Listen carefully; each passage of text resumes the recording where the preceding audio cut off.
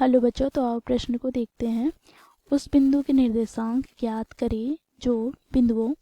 -1,7 तथा 4,-3 को मिलाने वाले रेखाखंड को 2:3 में विभाजित करता है। तो दिए गए प्रश्न की मुख्य अवधारणा की बात तो बच्चों यहाँ पर हम देखेंगे, यदि दो बिंदु ए और दूसरा बी, ए के निर्देशांक x1,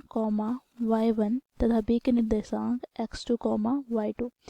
तो इन बिंदुओं को मिलाने वाली एक रेखाखंड को यदि एक बिंदु P इसे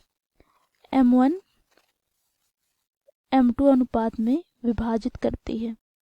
तो बच्चों देखो यहाँ पर इस P बिंदु के निर्देशांक क्या होंगे, यह ज्ञात करने के लिए बच्चों हम यहाँ पर विभाजन सूत्र का प्रयोग करेंगे। तो विभाजन सूत्र से यहाँ पर P का निर्देशांक क्या होगा, तो देखो यहाँ पर x, y बराबर हो जाएगा बच्चों, देखो m1 गुनी x2 प्लस m2 गुनी x1 बटे में m1 प्लस m2, कॉमा क्या होगा, तो m1 गुनी y2 प्लस m2 गुनी y1 बटे में m1 प्लस m2। तो इस मुख्य अवधारणा की सहायता से हम दिए गए प्रश्न को हल करेंगे। बच्चों देखो प्रश्न में हमें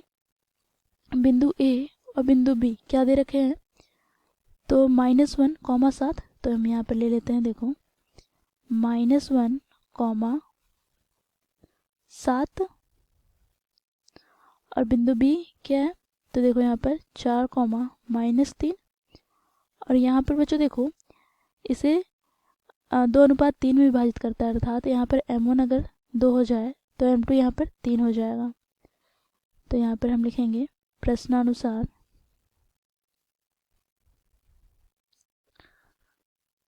यहाँ पर बिंदु A के निर्देशांक x1, y1 क्या है, तो -1,7, B के निर्देशांक x2, y2 क्या है, तो 4, -3। अब यहाँ पर हमें m1 दे रखा है 2 तथा m2 दे रखा है 3। बच्चों यहाँ पर हमें P का निर्देशांक ज्ञात करना है, तो यहाँ पर P का निर्देशांक मुख्य अवधारणा की सहायता से हम ज्ञात करेंगे। x, y बराबर यहाँ पर m1 क्या है, तो देखो m1 है 2, तो 2 गुनी यहाँ पर x2 क्या है, तो 4, तो 2 गुनी 4 यहाँ पर हम लिखेंगे, फिर प्लस का m2 क्या है, तो देखो यहाँ पर 3 गुनी x1 क्या है, -1, तो 3 गुनी -1 बटे में m1 प्लस m2 अर्थात 2 प्लस 3, कॉमा m1 क्या है, तो 2 गुनी y2, तो y2 क्या है बच्चों, तो देखो यहाँ पर -3 प्लस का क्या होगा, तो m2 क्या है, तो 3 गुनी y1 हमें दे रखा है 7 बटे में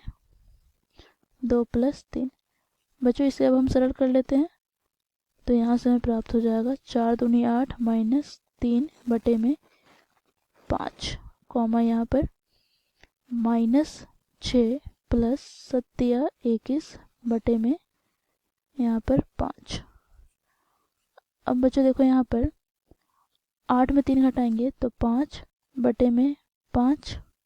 कॉमा यहाँ पर 21 में 6 घटाएंगे तो 15 बटे में 5, तो यहाँ से 5 से 5 विभाजित हो गया, तो एक बार में 5 दिया 15, तो यहाँ से हमें प्राप्त हो गया 1,3। तो हम यहाँ पर लिखेंगे अतः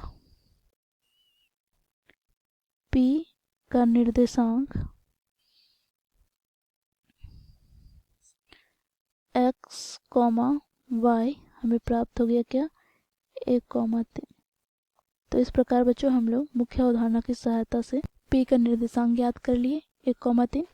आशा करती हूँ आप लोगों को यह प्रश्न समझ में आया होगा। धन्यवाद।